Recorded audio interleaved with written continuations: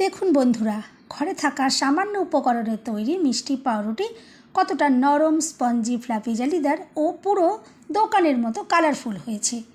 Micro oven OTG ছাড়াই গ্যাসের চুলায় রান্নার কড়াইতে বানিয়ে নিতে পারবেন। আর রুটিগুলো দেখে বুঝতেই পারছেন কতটা দুর্দান্ত দেখতে হয়েছে, আর তেমনি টেস্টি। খুব কম সময় সহজভাবে কিভাবে তৈরি করবেন থাকবে অনেক টিপস। বাচ্চাদের স্কুল টিফিন বা সকালের জলখাবারে বানিয়ে নিতে পারেন। আর এভাবে তৈরি করলে গ্যাস অম্বল হওয়ার কোনো রকম চান্স থাকবে না। খুব সহজভাবে টাটকা ফ্রেশ পাউরুটি তৈরি করুন আর বাড়ির সবাইকে তাক লাগিয়ে দিন। পাউরুটি পারফেক্টভাবে বানানোর জন্য সম্পূর্ণ ভিডিও দেখতে থাকুন। রেসিপি ভালো লাগলে লাইক, শেয়ার, কমেন্ট ও সাবস্ক্রাইব করে পাশে থাকবেন। দেখে নেওয়া যাক আজকের রেসিপি।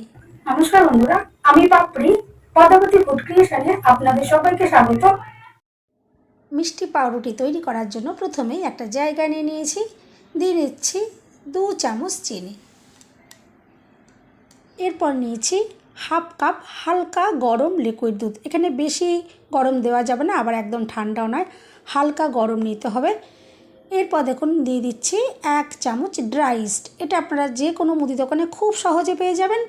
ড্রাই ইস্টের দাম খুব একটা বেশি নয়, আর একবার যদি একটা ছোটো কৌটো এভাবে কিনে রাখেন, এখান থেকে অনেকবার পাউরুটি তৈরি করতে পারবেন।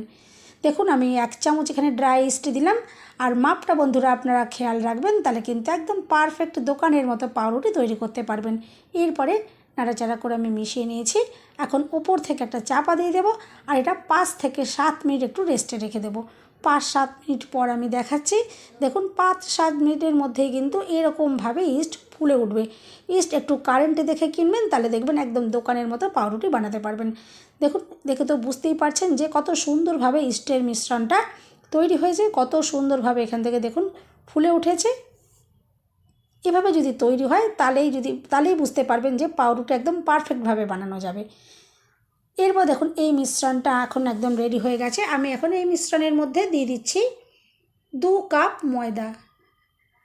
2 কাপ ময়দার জন্য 1 চামচ ড্রাই ইস্ট ব্যবহার করতে হবে। আমি এখানে 1 চামচ ড্রাই ইস্ট ব্যবহার করেছিলাম, সেই জন্য দেখুন 2 কাপ ময়দা দিয়ে দিলাম।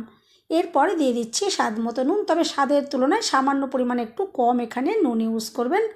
এরপরে একটা চামচ দিয়ে দেখুন আমি এভাবে মেখে নিচ্ছি। প্রথম অবস্থায় এইভাবে চামচ দিয়ে যদি মেখে নেন তাহলে কিন্তু সুবিধা হবে। হাত দিয়ে মাখতে গেলে এখন এই সময় মিশ্রণটা খুবই আঠালো থাকে, হাতের মধ্যে আটকে যাবে। আমি সেই জন্য দেখুন চামচ দিয়ে এভাবে রেডি করে নিচ্ছি। আর এরপরে আমি হালকা গরম জল নিয়েছি। হালকা গরম জল অল্প অল্প করে দিয়ে যতটা পরিমাণে জল লাগবে ময়দা মেখে নিতে হবে। একবারেই আমি বেশি করে জল দিচ্ছি না, তাহলে মিশ্রণটা পারফেক্টভাবে নাও রেডি হতে পারে। দেখুন বারে বারে অল্প অল্প করে আমি দিচ্ছি, যতটা পরিমাণে লাগবে ততটাই দিতে হবে। আর এখানে নরম নরম করে ময়দা মেখে নিতে হবে, খুব একটা শক্ত করা যাবে না। দেখুন ঠিক এরকম পজিশানটা যখন হবে, এরকমভাবে ডোটা কিছুটা রেডি হয়েছে। এরপরে আমি এখানে নিয়েছি সাদা তেল। আমি এখানে সাদা তেল দিয়েই তৈরি করব, কারণ সাদা তেল সবসময় সবার ঘরেই থাকে। সবার সুবিধার জন্য সাদা তেল দিয়ে দেখাচ্ছি। দেখুন আমি এখানে 2 চামচ মতো সাদা তেল নিয়েছি, তবে চাইলে আপনারা এখানে বাটার নিতে পারেন, তবে বাটারটা একটু গলিয়ে নেবেন। এরপরে আমি চামচটা সরিয়ে রেখে হাত দিয়ে দেখুন মেখে নিচ্ছি। তেল দেওয়ার পর আর হাতের মধ্যে আটকে যাবে না, তখন খুব সুন্দরভাবে ময়দা মেখে নেওয়া যাবে। প্রথম অবস্থায় এটা খুবই আঠালো থাকে, তাই চামচ দিয়ে মেখে নিলে আমার মনে হয় সুবিধে হয়। এরপর দেখুন আমি খুব ভালো করে ময়দা মেখে নেব। ময়দা যত সুন্দর করে মাখা হবে পাউরুটি ততটাই নরম, স্পঞ্জি, ফ্লাফি তৈরি হবে। দেখুন আমি ভালো করে এখন ময়দা মেখে নিচ্ছি।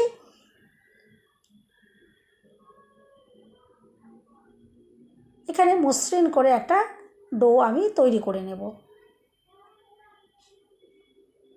আমি মিনিট 5 সময় নিয়ে খুব ভালো করে ময়দা মেখে নেব। আর এভাবে একটু ঠেসে ঠেসে মেখে নিতে হবে। আমি আশা করছি আপনারা দেখে নিশ্চয়ই বুঝতে পারছেন। আর ময়দা মাখাও দেখে বুঝতে পারছেন যে কতটা সফট আমি তৈরি করেছি। এভাবেই সফট করে ময়দা মেখে নিতে হবে।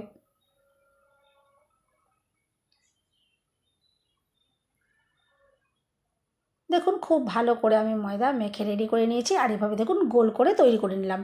আপনারা চাইলে 30 মিনিট মতো এটা রেস্টে রাখতে পারেন, তবে যদি রোদের জায়গায় রাখেন ভালো করে ঢাকা চাপা দিয়ে, তাহলে কিন্তু 10 মিনিটের মধ্যে এটা সুন্দরভাবে ফুলে যাবে। তবে আজকে আমি রেস্টে রাখছি না, আমি ময়দা মাখার পরে সঙ্গেই পাউরুটি তৈরি করব। তার জন্য দেখুন আমি এখানে 3টে বাটি নিয়েছি, তবে 3টে বাটি নয়, আমি 4টে বাটি দিয়ে তৈরি করব। আমি প্রথমে 3টে বাটি রেডি করে নিয়েছি, পরে আরেকটা বাটিও এভাবে তেল মাখিয়ে রেডি করে নেব। অবশ্যই বাটির মধ্যে এভাবে তেল ব্রাশ করে নেবেন, তাহলে পাউরুটি যখন তৈরি হয়ে যাবে এখান থেকে খুব ইজিলি বের করে নেওয়া যাবে, নাইলে পাউরুটি ভেঙে যাওয়ার চান্স থাকবে। দেখুন আমি বাটিগুলোতে তেল ব্রাশ করে নিচ্ছি। এরপর দেখুন যে ডোটা মেখে রেখেছিলাম এই ডোটা এখন দেখুন নিয়ে নিচ্ছি, আর সামান্য একটু গুঁড়ো ময়দা আমি দেখুন এর ওপরে ছড়িয়ে দেব, আর একটু হাত দিয়ে ফ্ল্যাট করে দেব। দেখুন এভাবে একটু আলতো হাতে আমি এটা ফ্ল্যাট করে দিচ্ছি। এরপর ছুরি দিয়ে আমি এখানে টুকরো করে কেটে নিচ্ছি। আমি এখানে 4টে টুকরো করে কেটে নিলাম, এখান থেকে 4টে পাউরুটি তৈরি হবে। আর এক একটা পাউরুটি কিন্তু খুবই ভালো প্রমাণ সাইজেরই তৈরি হবে। দেখুন আমি 4টে টুকরো করে নিলাম, আর এরপরে একটা টুকরো দেখুন নিয়ে নিচ্ছি, আর হাতে একটু গোল করে এভাবে তৈরি করে নিচ্ছি। দেখুন গোল বলের মতো করে তৈরি করছি। আশা করছি আপনারা ভিডিও দেখে নিশ্চয়ই বুঝতে পারছেন। ঠিক এইভাবে একটু গোল করে নিতে হবে, এতে পাউরুটির শেপটা খুব ভালো আসবে। আর উল্টো সাইডটা দেখুন খুব ভালো করে এভাবে আমি চেপে চেপে বন্ধ করে দিলাম।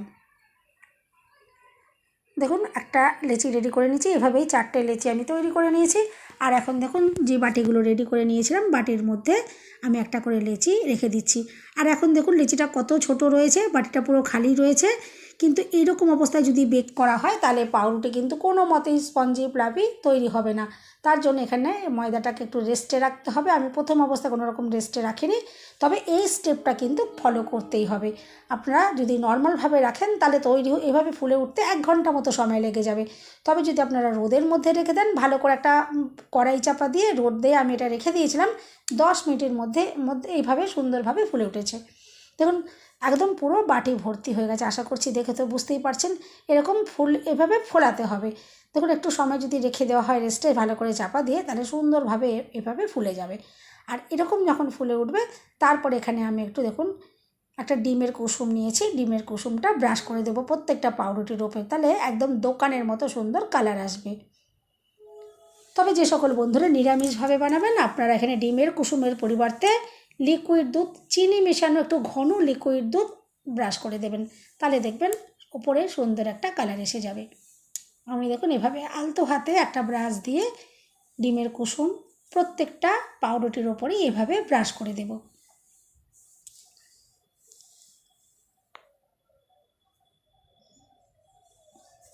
আর একটু আলতো হাতে করতে হবে যাতে পাউরুটির শেপ কোনো রকমভাবে ডিস্টার্বটা না হয়ে যায়।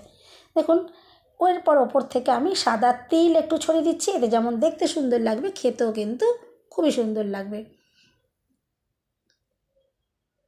দেখুন খুব সুন্দর করে আমি রেডি করে নিলাম। আর এরপরে পাউরুটি বেক করে নেব। তার জন্য আমি গ্যাস জ্বালিয়ে একটা কড়াই আগে থেকেই ভালো করে 5-7 মিনিট গরম করে নিয়েছি। দেখুন কড়াইটা এখন সুন্দরভাবে গরম হয়ে গেছে, আমি চাপাটা খুলে নিলাম, ভেতরে একটা স্ট্যান্ড রেখে দিচ্ছি। আর এই স্ট্যান্ডের ওপরে এখন পাউরুটির থালা বসিয়ে দেব। আর এরপরে ওপর থেকে একটা ভালো করে চাপা দিতে হবে। চাপাটা এমনভাবে দিতে হবে যাতে কোনোভাবেই না এর ভেতরের তাপটা বাইরে বেরিয়ে যায়। আর স্টিলের বা নয়তো অ্যালুমিনিয়ামের জিনিস দিয়ে চাপা দেবেন, আর ওপর থেকে একটা এভাবে ভারী কিছু দিয়ে দিতে হবে। প্রথম অবস্থায় আমি 5 মিনিট এটা বেক করেছি হাই ফ্লেমে, আর পরে 20 মিনিট আমি লো ফ্লেমে বেক করে নিয়েছি। আর দেখুন কত সুন্দরভাবে দুর্দান্ত কালার তৈরি হয়েছে। আর এখন একে একে পাউরুটিগুলোকে নামিয়ে নিতে হবে আর ঠান্ডা করে নিতে হবে। এরকম গরম অবস্থায় পাউরুটিগুলো বাটির থেকে বার করা যাবে না, তাহলে প্রত্যেকটা পাউরুটি ভেঙে যাবে। আমি এখন পাউরুটিগুলোকে এভাবে রেখে একটু ঠান্ডা করে নেব। ওপর থেকে দেখুন একটা ভিজে তোয়ালে এভাবে চাপা দিয়ে দিয়েছিলাম, আর মিনিট 15 এভাবে রেখে দিয়েছিলাম। এখন পাউরুটিগুলো ঠান্ডা হয়ে গেছে, আর দেখে তো বুঝতেই পারছেন যে কতটা নরম স্পঞ্জি তৈরি হয়েছে। এখন একটা ছুরি দিয়ে দেখুন আমি বাটির গা থেকে এভাবে একটু কেটে দিচ্ছি, এতে পাউরুটি একদম ইজিলি বেরিয়ে আসবে। বন্ধুরা আমার চ্যানেলে অনেক পাউরুটি কেকের রেসিপি রয়েছে, চাইলে সেগুলো যদি না দেখে থাকেন একবার প্লিজ আমার ছোট্ট চ্যানেল ঘুরে আসার অনুরোধ রইল। আশা করছি রেসিপিগুলো ভালো লাগবে। দেখুন পাউরুটিটা কত সুন্দরভাবে রেডি হয়েছে, বাটি থেকে দেখুন কত ইজিলি বার করে নেওয়া গেল। আর দেখে তো বুঝতেই পারবেন যে কতটা নরম স্পঞ্জি আর ফ্লাফি তৈরি হয়েছে। দেখুন হাতে যদি এভাবে চাপ দেওয়া হয় তাহলে বাউন্স হয়ে দেখুন ওপরে উঠে আসছে, বসে যাচ্ছে না। তাহলেই বুঝতে পারবেন যে পাউরুটিটা কতটা যে স্পঞ্জি হয়েছে। আর পাউরুটি যখন ভেঙে দেখাবো তখন তো বুঝতেই পারবেন যে ভেতরটা দোকানের থেকে কোনো অংশে কম হয়নি। তবে আমি তো বলবো দোকানের তুলনায় অনেক বেশি টেস্টি আর অনেক বেশি এগুলো শরীরের জন্য ভালো নিজের হাতে তৈরি করে খাওয়া। এভাবে যদি নিজের হাতে তৈরি করেন, নিজের ঘরের একদম ফ্রেশ উপকরণ দিয়ে যদি তৈরি করে খাওয়া হয়, এই পাউরুটিগুলো খেলে কিন্তু কোনো রকমের গ্যাস অম্বল হওয়ারও চান্স থাকবে না। দোকানে নর্মালি যে সমস্ত রুটিগুলো আমরা কিনে খাই সেগুলো খাওয়ার পর অনেক সময় কিন্তু গ্যাস অম্বল হয়ে যায়। এভাবে যদি নিজের হাতে ফ্রেশভাবে তৈরি করেন তাহলে কিন্তু গ্যাস অম্বল হওয়ার কোনো রকমের চান্স থাকে না আমার মনে হয়। বন্ধুরা, রেসিপি ভালো লাগলে একটা লাইক দিতে একদম ভুলবেন না। চ্যানেলটা সাবস্ক্রাইব করে পাশে থাকার অনুরোধ রইল। সবাই সুস্থ থাকবেন, ভালো থাকবেন। দেখা হবে নেক্সট ভিডিওতে। দেখুন, এরপর পাউরুটি একটু ভেঙে আপনাদেরকে দেখিয়ে দিই যে পাউরুটি ভেতর থেকে কতটা সুন্দর তৈরি হয়েছে আর কতটা যে নরম স্পঞ্জি ফ্লাফি হয়েছে। আশা করছি আপনাদের সেটা বলার আর অপেক্ষা রাখেন, আপনারা দেখে নিশ্চয়ই বুঝতে পারেন। এবার শুধু ভেতরটা দেখুন বন্ধুরা, যে ভেতরটা যে কতটা দুর্দান্ত তৈরি হয়েছে, কতটা যে জালিদার তৈরি হয়েছে আর কতটা যে নরম স্পঞ্জি। এভাবে বাচ্চাদের জন্য বাড়িতে টিফিনে যদি বানিয়ে দেন বা সকালে জলখাবারে যদি তৈরি করে দেন, আর বাড়ির কেউ কিন্তু দেখে বুঝতেই পারবে না যেটা আপনি নিজের হাতে তৈরি করেছেন। আর নিজের হাতে পাউরুটি তৈরি করার মজাটাই কিন্তু আলাদা। এভাবে যদি না ট্রাই করে থাকেন অবশ্যই একবার ট্রাই করবেন। আশা করছি আজকের রেসিপি আপনাদের ভালো লাগলো। দেখুন ভেতরটা যে কতটা নরম, একদম তুলোর মতো তৈরি হয়েছে। একটা পাউরুটি একটু কেটে দেখায় যে ভেতর থেকে কতটা সুন্দর তৈরি হয়েছে। দেখুন কাঁটাটা দেখেই আপনারা নিশ্চয়ই বুঝতে পারলেন যে কতটা নরম স্পঞ্জি ফ্লাফি তৈরি হয়েছে, একদম তুলোর মতো সফট। এটা কিন্তু আপনারা দুদিন রেখেও খাওয়া যেতে পারে। এগুলো এমনিতেই একদমই টাটকা আর ফ্রেশ, এগুলো দোকানের কিন্তু বাসি জিনিস না। এভাবে অবশ্যই একবার ট্রাই করুন, ভালো লাগবে।